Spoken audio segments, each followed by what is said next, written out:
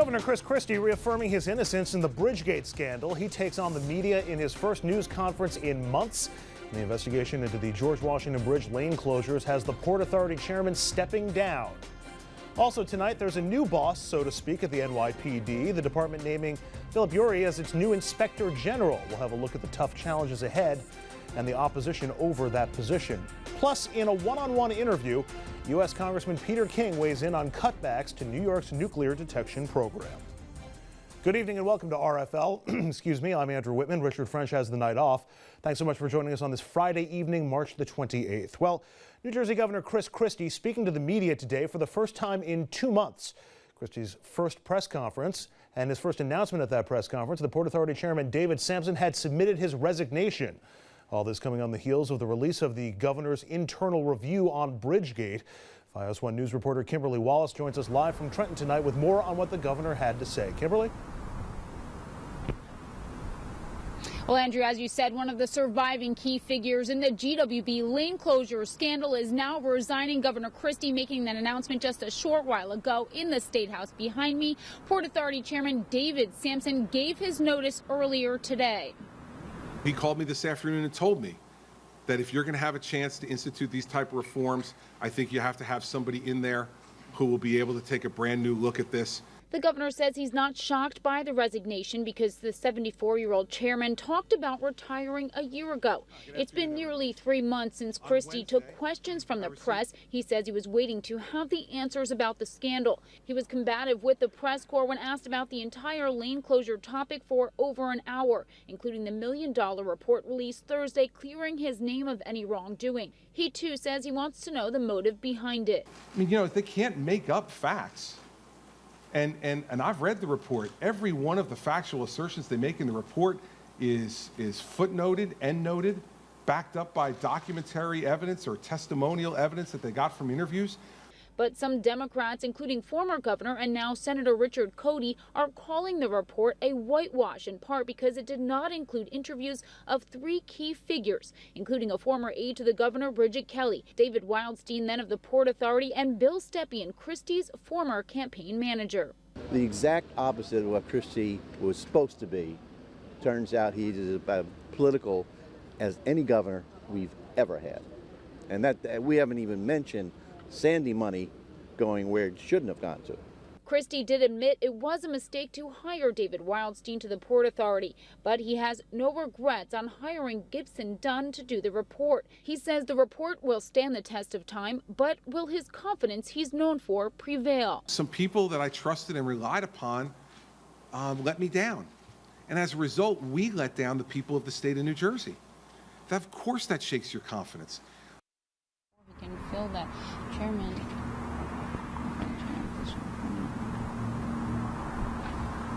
Now, the governor has to nominate someone and get that nomination through the legislature in order to fill that chairman position permanently. He also brought up the idea today of splitting the Port Authority in 2 between New York and New Jersey. He says he plans to bring that idea to New York Governor Andrew Cuomo in the future. Reporting for RFL Live in Trenton, Kimberly Wallace. Andrew? Kim, you cover the governor a lot. It seemed to me, at least watching in the newsroom, that this was a very feisty, almost pre-scandal Governor Christie in his performance today. I wonder if it played that way in the room as well. He was pretty combative on the defense, of course. It's been nearly 3 months since he has addressed the press, so we weren't exactly sure what to expect. But as you can imagine, he is on the defense. He's defending the people that used to work for him, as well as his confidence in himself and what he represents as a governor representing the state. He says he did feel like he let down the residents of New Jersey a little bit, and he's hoping to come back. So like I said, he was on the defense, and we definitely got that feel from him today. All right, Kimberly Wallace reporting live tonight from Trenton. Kimberly, thanks very much. Let's bring in our panel now. Joining us here tonight, Jeannie Zaino, professor of political science at Iona College, professor of campaign management at NYU. To her left, the legend, Dominic Carter, political journalist and author. That means you'll be nice to me tonight. Okay. And also joining us, Democratic New York State Assemblywoman Shelley Mayer. She represents the city of Yonkers. She in Albany. Welcome, all of you. I want to start on that point, the style of the governor. He seemed to have his swagger back, for lack of a better term, in that press conference today. But I wonder if it might be potentially dangerous for the governor to resume that posture, even with the media, which is a pretty good foil for him when it comes to this sort of thing. Do you think he runs the risk of coming across as too much of a bully when being a bully is part of the thing that some people say led to the problems? I don't think the public ever liked the fact that he was a bully. I think the public took to the fact that they thought he was not political. But the fact of the matter is, every governor, I don't care if you're a Democrat, a Republican, or independent, every governor, I don't care what his or her rhetoric says, they are political by nature. The job of governor is a political one. I just think the governor's fighting for his political survival. I don't think it's going to work. The presidential campaign is over. And how do you proclaim your innocence when the three top witnesses have not talked? And I mean, I agree. I don't think the public ever liked it, but there is a particular public that likes badgering the press. And that is, those are the Republicans that are going to be voting in the primaries and caucuses. He's headed out to Las Vegas to talk to Shelley Adelson about getting millions of dollars for the Republican Governors Association.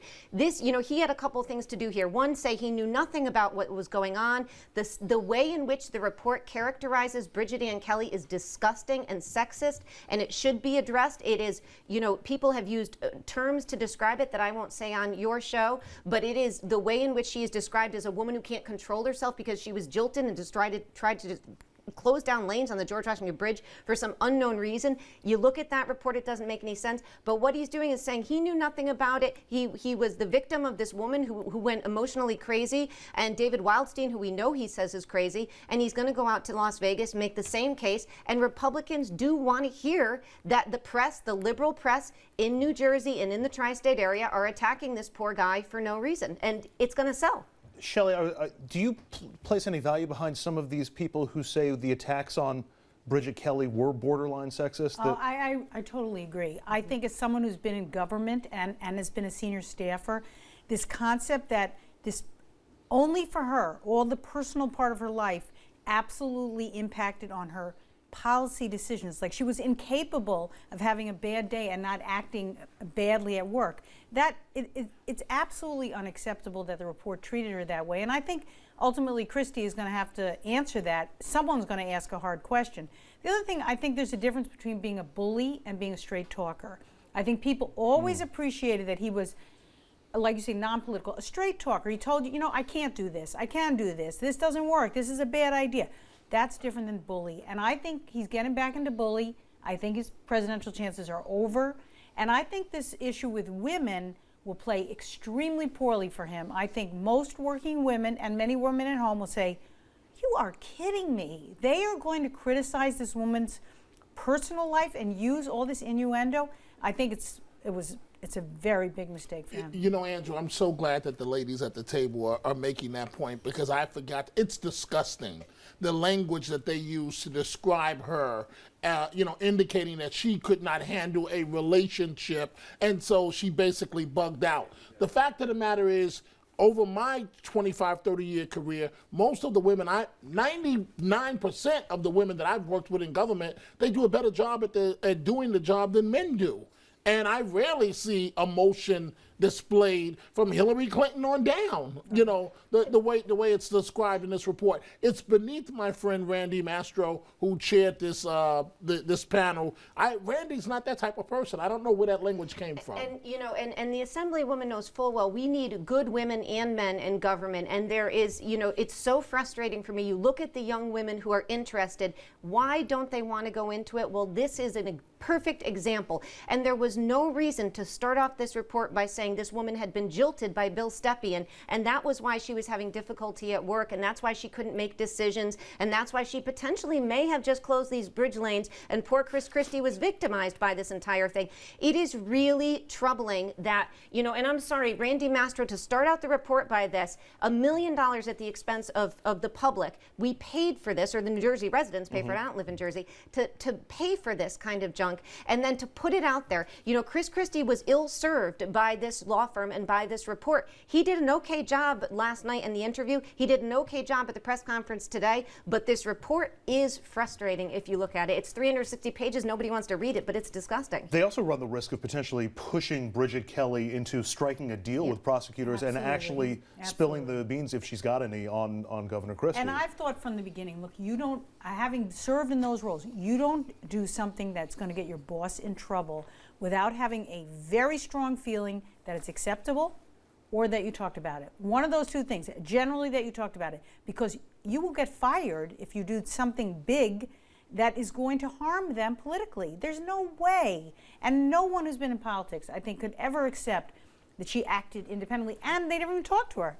Now, interestingly, compare the handling of Bridget Kelly today from the governor with how he handled David Sampson. And this is, call me a cynic, call me a skeptic, but David Sampson, the guy who is now accused of making self-serving deals for his clients at the Port Authority, may have known about Bridgegate.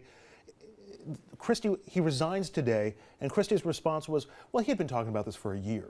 I mean, not even today, couldn't even, boy, I wish he had resigned earlier. Yes, I asked him to resign, nothing like that.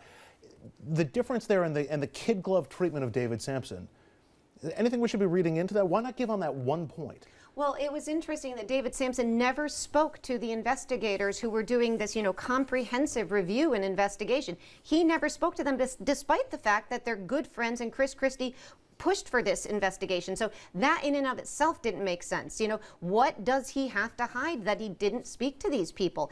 And so, we don't know much from David Sampson. You're absolutely right. Chris Christie came out today and said, oh, he'd been talking about resigning for a long time. There's a lot of issues between New York and New Jersey. It is baffling to look at what actually he is saying occurred, because he's saying you have a crazy woman and a crazy guy in David Wildstein who did this crazy thing, and yet now we've got to revamp the entire Port Authority because we have two crazy people. Well, if it wasn't an institutional issue, if it wasn't something that needs to be restructured, if it was just these two crazy kids out there doing their thing, why do we have to revamp everything? It doesn't add up. He is ill-served by this report. He would have been much better served by an analytical report that laid out the details and didn't put this innuendo in it. This guy is his defense attorney and nothing more. And I know Dominic knows him, so he might be a very good defense attorney, but he's not very good at what he was doing today. He's an aggressive pit bull. Yeah. He's the guy, Randy Mastro is the guy you send in to finish the deal. But I don't know him this way to start a report like this. He's mild-mannered, but a pit bull at the same time. He's Rudy Giuliani's guy. Right. Just imagine under Rudy, and Chris Christie tries to pattern himself like Rudy Giuliani. Imagine someone doing something, to your point, without Rudy's permission. Oh, that's your last day on the job. Absolutely. And I would imagine that's the same thing with Governor Christie. Unfortunately, got to cut it off here. We could talk about this all hour, I'm sure. We want to remind you at home that you can head to Facebook and Twitter and sound off on our question for today. Do you hold Governor Christie responsible for Bridgegate, or do you follow the line of the report that it was really his aides that just misserved him and that he was just ill-served by those folks? Up next, we're going to take a look at the racial divide playing out in schools across New York State. We're speaking to one of the authors of a new report that shows school segregation in New York is, get this, the worst in the entire country. Stay with us.